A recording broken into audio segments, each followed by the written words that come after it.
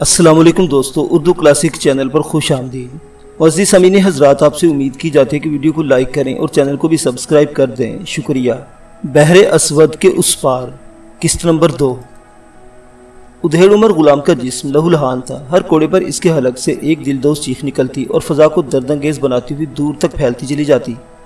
گھوڑوں کی منڈی میں موجود ہر بیوپاری ان کراہوں اور چیخوں کی طرف متوجہ ہو چکا تھا۔ آن کی آن میں منڈی کا وسطی میدان ایک تماشا گاہ بن گیا۔ لوگوں کا بے پناہ ہجوم زخمی ہوتے ہوئے غلام کے گرد اکٹھا ہونے لگا۔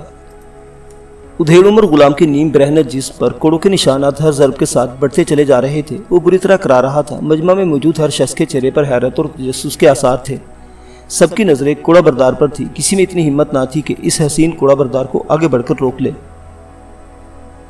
تھروشیا کے غضبناک چہرے پر آتش کے شعلے لپکتے دکھائی دے رہے تھے۔ اس کے پنکھڑی جیسے نازک ہونٹوں سے کف اڑ رہا تھا اور وہ کسی بکھری ہوئی شیرنی کی طرح بے قابو ہو کر ادھیڑ عمر غلام پر کوڑے برسا رہی تھی۔ ہر کوڑے پر اس کا ہاتھ بلند ہوتا تو اس کے سڈول جسم کا توازن دیکھ کر اہل مجمع دنگ رہ جاتے۔ شٹراب شٹراب شٹراب ادھیڑ عمر غلام پر کوڑے برس رہے تھے اور وہ چیختے ہوئے گلے کے ساتھ معافی کے لیے منت سماجت کر رہا تھا۔ اس کے دونوں ہاتھ معافی طلب کرنے کے انداز میں جڑے ہوئے تھے، لیکن غضبناک تھروشیا پر اس کی کسی منت اور لجاجت کا کوئی اثر نہ پڑ رہا تھا۔ تھروشیا کے حلق سے ایک ہی جملہ بار بار نکل رہا تھا، اب بتاؤ کہاں گیا وہ عرب بیوپاری جس کے ہاتھ تم نے میرا گھوڑا بیچا؟ میں کہتی ہوں مجھے وہ بیوپاری ابھی اور اسی وقت اپنے سامنے چاہیے۔ تم نے میرا گھوڑا ایک مسلمان کے ہاتھ کیوں بیچا؟ بتاؤ تم نے میرا گھوڑا ایک مسلمان کے ہاتھ کیوں بیچا؟ سب لوگ حیرت سے تھروشیا کی بات سن رہے تھے۔ غلام بری طرح رو رہا تھا اور بار بار ایک ہی جواب دے رہا تھا، مادام مجھے معاف کر دیجئے، مجھ سے غلطی ہو گئی، میں اس بیوپاری کو ڈھونڈ نکالوں گا، وہ زیادہ دور نہیں گیا ہوگا، مادام خدا کے لیے مجھے معاف کر دیجئے۔ لیکن تھروشیا کا غصہ تھا کہ بڑھتا جا رہا تھا۔ وہ تھی ہی اتنی غصہ ور، آخر جنرل ڈیگاس کی بیٹی تھی، آسٹریا کے شاہی خاندان کا فرد اور مسلح افواج کا 5واں بڑا جنرل۔ تھروشیا جنرل ڈیگاس کی اکلوتی بیٹی تھی، بے حد خودسر اور منظور۔ تھروشیا کے تکبر میں سب سے زیادہ دخل اس کے شجرہ نسب کو تھا۔ اس کا سلسلہ نسب ہسپانیہ کی عظیم ملکہ ازابیلا سے جا ملتا تھا۔ اس کا خاندان 15ویں صدی کے اختتام پر آسٹریا میں آ کر آباد ہو گیا تھا۔ جب سے تھروشیا کا مغرور باپ جنرل ڈیگاس ویانا کی جنگ میں ہلاک ہوا، تھروشیا کی نفرت مسلمانوں کے خلاف دو چند ہو گئی تھی۔ اسے اپنے باپ سے بے حد محبت تھی۔ جنرل ڈیگاس ویانا کی جنگ میں بہادروں کی طرح لڑتا ہوا مارا گیا تھا۔ تھروشیا اپنے باپ کی موت کا واقعہ آج تک نہیں بھلا پائی تھی۔ آج سے 5 برس قبل جنرل ڈیگاس مسلمان ترکوں کے ہاتھوں ہلاک ہوا تھا، لیکن تھروشیا ابھی تک اس کے انتقام میں لمحہ بلمحہ سلگ رہی تھی۔ وہ دن میں نہ جانے کتنی مرتبہ اس آرزو کا اعادہ کرتی کہ وہ مسلمانوں سے اپنے باپ کے خون کا بدلہ لے کر رہے گی۔ اسے اسلام اور مسلمانوں کے نامی سے نفرت تھی۔ وہ اکثر اپنے خوابوں میں ترک سپہ سالاروں کو موت کے گھاٹ اتارتی اور اس طرح اپنے انتقام کی آگ کو ٹھنڈا کرنے کی کوشش کرتی رہتی تھی۔ آج اس کے غلام نے اس کا گھوڑا ایک مسلمان عرب کے ہاتھ فروخت کر دیا تھا۔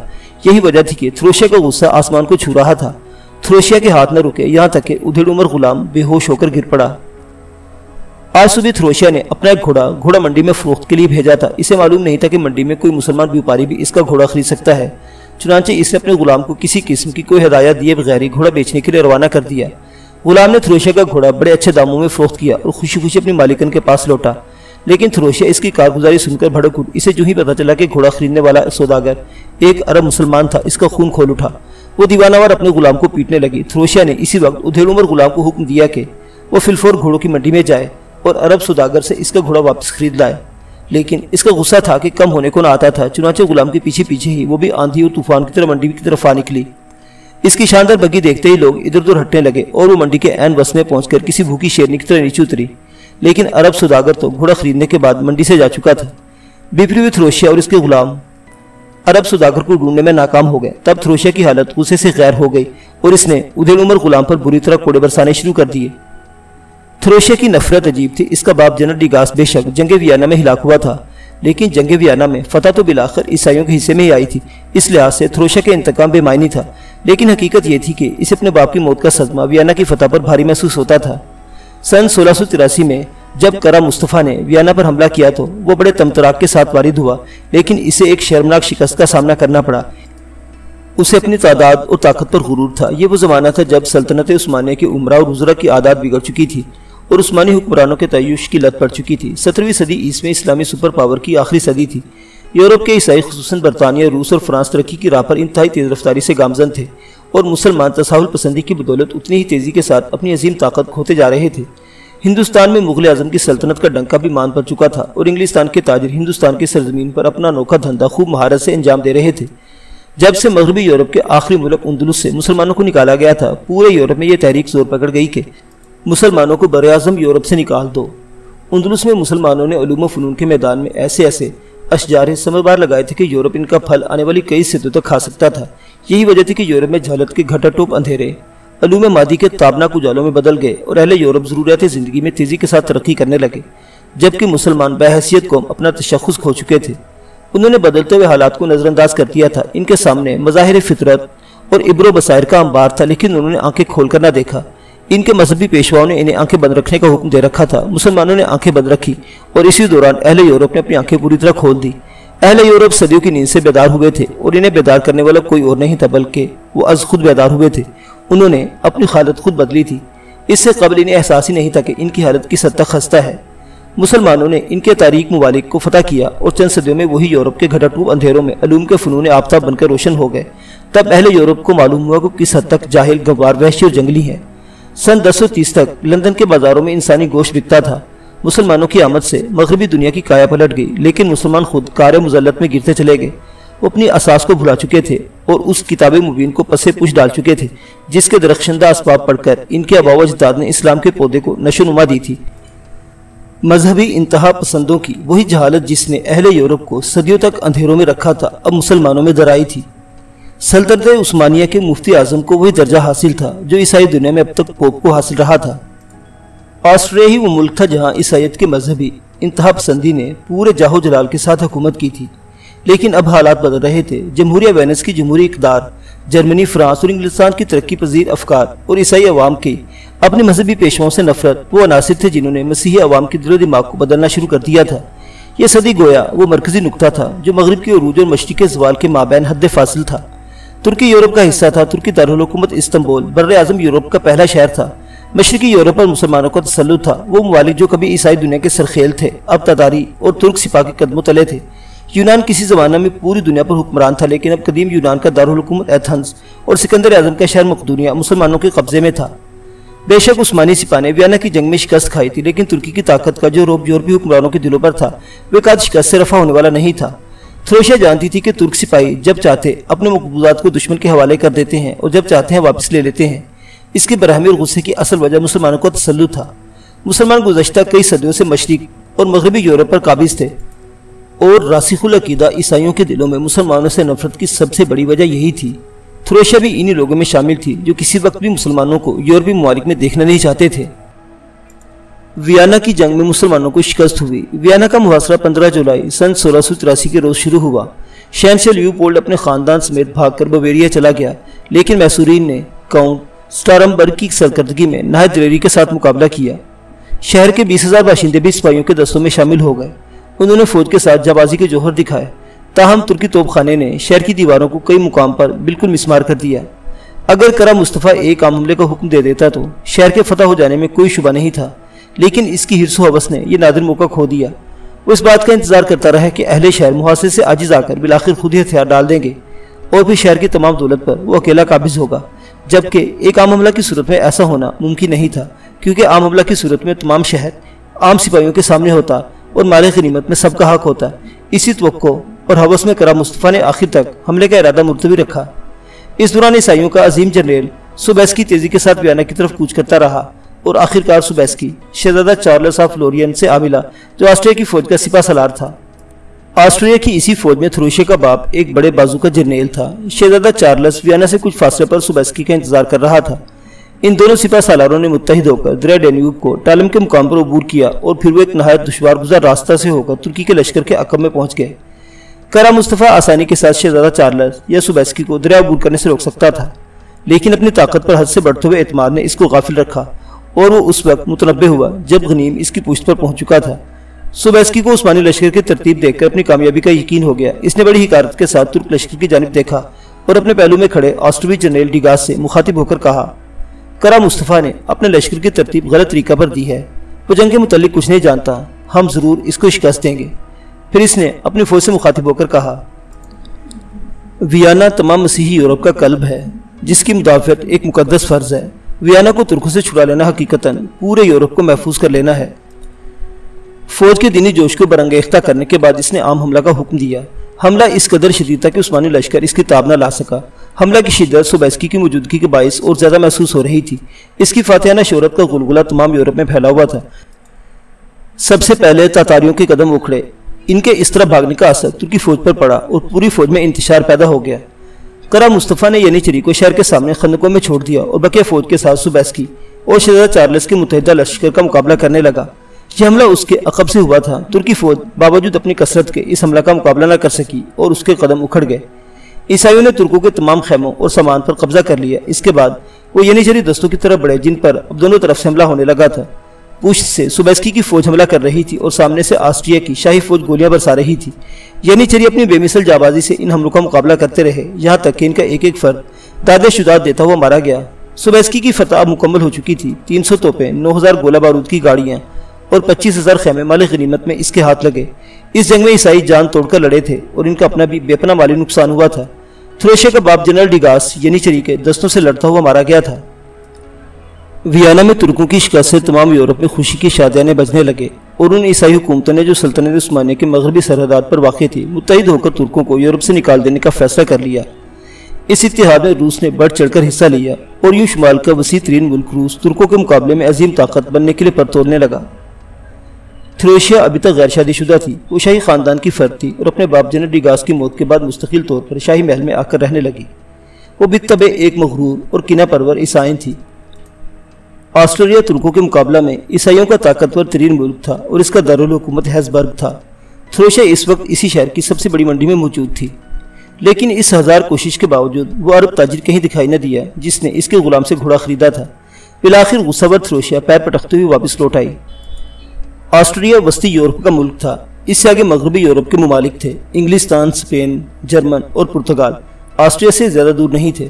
لندن کے اکثر عمرہ اور سوداگر عام طور پر آسٹریا آتے رہتے تھے۔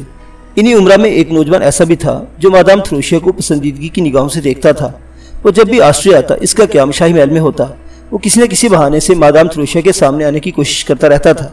تھروشیا اس کی چور نگاہوں سے اچھی طرح واقف تھی۔ وہ بھی اس حسین انگریز کو پسند کرتی تھی، لیکن اس کا روایتی غرور اور باغپن ہمیشہ اس کے آڑے آتا تھا اور وہ اس انگریز نوجوان کو زیادہ بھاؤ نہیں دیتی تھی۔ ویسے بھی آسٹریا کے عوام میں انگلستان کے انگریزوں کے لیے کچھ زیادہ محبت کے جذبات نہیں تھے، لیکن بہرحال ہم مذہب ہونے کے ناطے تمام عیسائی دنیا برطانیہ کے انگریزوں سے متاثر تھی، کیونکہ اسی زمانہ میں انگریزوں کا تسلط نو دریافت براعظم امریکہ پر مستحکم ہونے کے ساتھ ساتھ ایشیا کے عظیم ملک ہندوستان میں بھی قائم ہو رہا تھا۔ اس انگریز نوجوان کا نام سٹن تھا۔ آج سٹن نے تھروشیا کو یوں آگ بگولا دیکھا تو وہ دل میں سہم کر رہ گیا۔ آج اسے حسین تھروشیا کسی بھڑکتے ہوئے شعلہ آتش فشاں کی مثال دکھائی دے رہی تھی۔ آسٹریا کے دارالحکومت ہیزبرگ کے شاہی دربار میں گرما گرم بحث جاری تھی۔ اس شہر کو ساری عیسائی دنیا عزت کی نظر سے دیکھتی تھی اور عرف عام میں اسے ہولی رومن امپائر یعنی مقدس رومی شہنشاہت کہا جاتا تھا۔ گزشتہ 3 صدیوں سے یہی شہر مسیحی سرگرمیوں کی اماجگاہ تھا۔ اہلیان دربار کسی مسئلے پر بڑے زور و شور سے بحث کر رہے تھے۔ ہیبسبرگ کا دربار اہلیان دربار سے بھرا ہوا تھا۔ مغربی دیوار کے ساتھ تخت شاہی بچھا تھا جس پر آسٹریا کا شہنشاہ لیوپولڈ بیٹھا تھا۔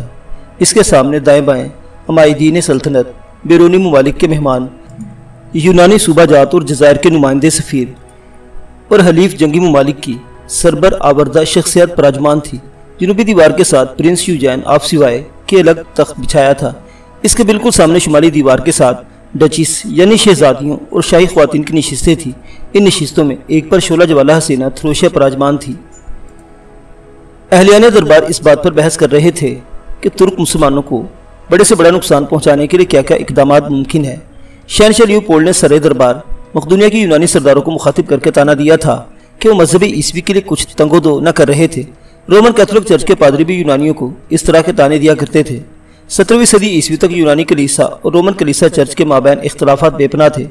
یونانی کلیسا کو آرتھوڈکس چرچ کہہ کر پکارا جاتا تھا۔ اس زمانہ میں مارٹن لوتھر کی تحریک کے نتیجے میں پیدا ہونے والا فرقہ پروٹسٹنٹ پوری عیسائی دنیا میں بہت برا شمار کیا جاتا تھا اور تمام عیسائی پادری پروٹسٹنٹ کو ملحد سمجھتے تھے۔ یہی وجہ تھی کہ پروٹسٹنٹ فرقہ کی پیداوار کے بعد یونانی کلیسا اور رومن کیتھولک چرچ میں بعض اشتراکات رونما ہونے لگے تھے۔ شہنشاہ لیوپولڈ نے یونانی سرداروں کو مذہب عیسوی کی خدمت نہ کرنے کا تانا دیا تو یونانی سردار اور ان کا بطریق جوش میں آ گئے۔ یہی وجہ تھی کہ دربار میں گرما گرم بحث چھڑ گئی۔ ایک بزرگ یونانی سردار نے اٹھ کر باواز بلند شہنشاہ کو مخاطب کیا تو اہلیان دربار یکدم خاموش ہو گئے۔ بزرگ یونانی سردار نے کہا، شہنشاہ معظم یونان کے عیسائی آج بھی اپنے قدیم مذہب کی خدمت کے لیے ہم وقت اپنے سر اپنی ہتھیلیوں پر اٹھائے ہوئے ہیں۔ ہماری بدقسمتی ہے کہ ہمارے ساتھ 3 صدیاں قبل ہمارے عیسائی بھائیوں نے وفا نہیں کی، ورنہ آج ہم مسلمانوں کے غلام نہ ہوتے۔ لیکن گزشتہ 100 سال سے عیسائی دنیا نے ہمیں دین مسیح کی خدمت کے لیے جو فریضہ سونپا، ہم نے اسے پوری طرح ادا کیا۔ لیکن آج بھرے دربار میں شہنشاہ معظم نے یہ کہہ کر کہ ہم یونانی دین عیسوی کی خدمت نہیں کر رہے، اہل یونان کو گہرا صدمہ پہنچایا ہے۔ ہم جاننا چاہتے ہیں کہ آخر وہ کون سی خدمت ہے جو ہمیں سونپی گئی اور ہم اس پر پورے نہیں اترے۔ عمر رسیدہ یونانی کا لہجہ چکا دینے والا تھا۔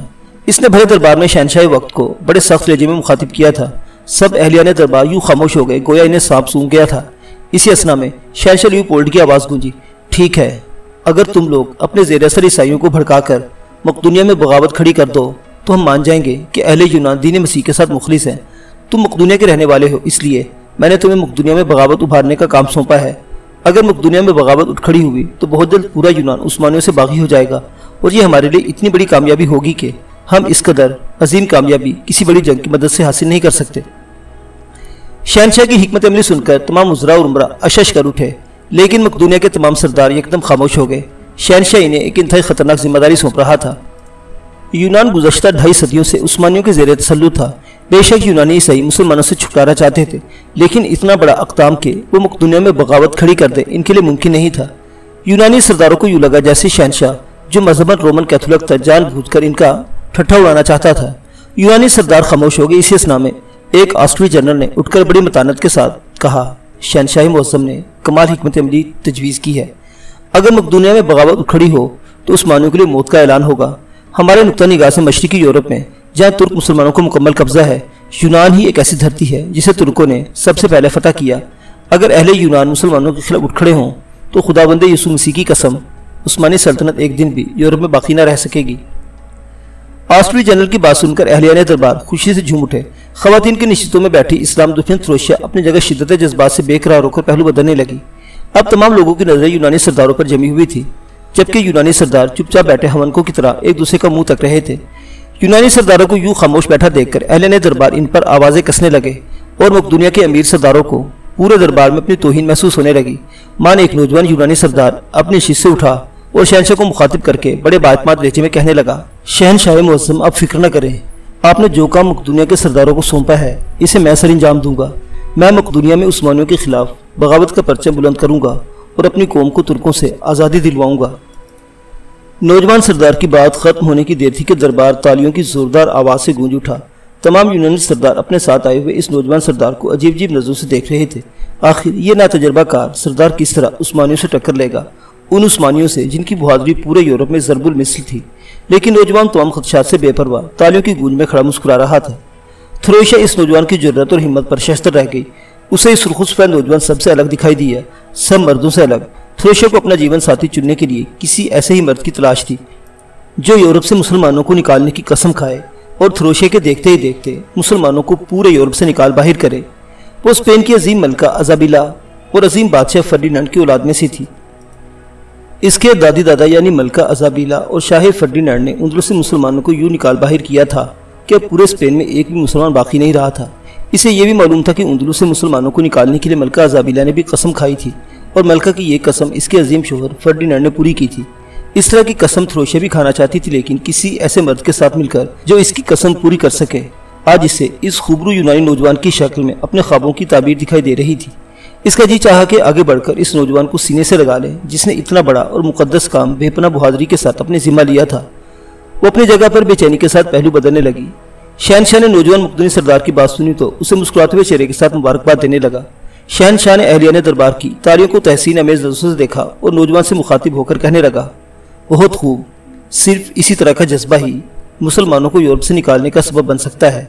ہم ایک عرصہ سے اس بات کے آرزو مند تھے کہ اہل مقدونیہ عثمانی سلطنت کے خلاف بغاوت کا اعلان کریں، لیکن ہمیشہ سے مقدونی سرداروں نے ہمارے اس مشورے کو نظر انداز کیا۔ آج ہمارا سینہ خوشی سے پھول گیا ہے۔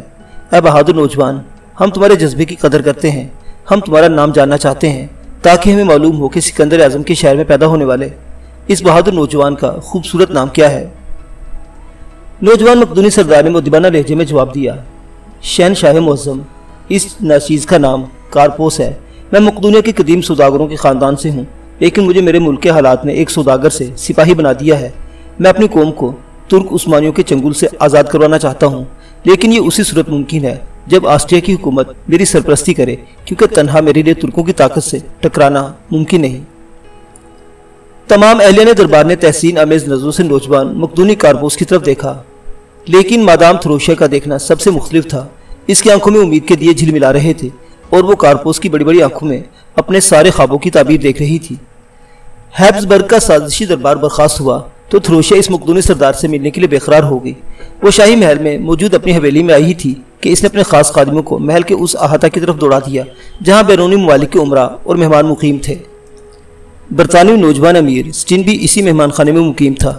اس کی نظر جو ہی تھروشیا کے خاص خادموں پر پڑی وہ خوشی سے جھوم اٹھا۔ اسے یوں لگا جیسے تھروشیا نے اسے بلوانے کے لیے اپنے خدام کو بھیجا تھا۔ وہ تیزی کے ساتھ اٹھا اور دوڑ کر تھروشیا کے خادموں کے سامنے آ گیا، لیکن تھروشیا کے خدام تو کسی اور کو تلاش کر رہے تھے۔ برطانوی نوجوان کے ماتھے پر بل پڑ گئے۔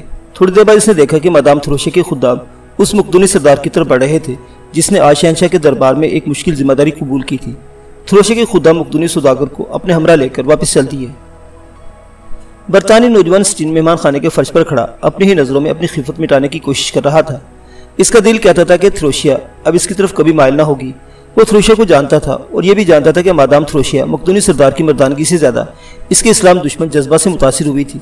اس نے ایک روز قبل ہی مادام تھروشیا کی نفرت کا منظر دیکھا تھا جب تھروشیا نے اپنے ایک ادھیڑ عمر غلام کو محض اس لیے مار مار کر ادھموا کر دیا کہ اس نے مادام تھروشیا کا گھوڑا ایک عرب تاجر کے ہاتھ فروخت کر دیا تھا۔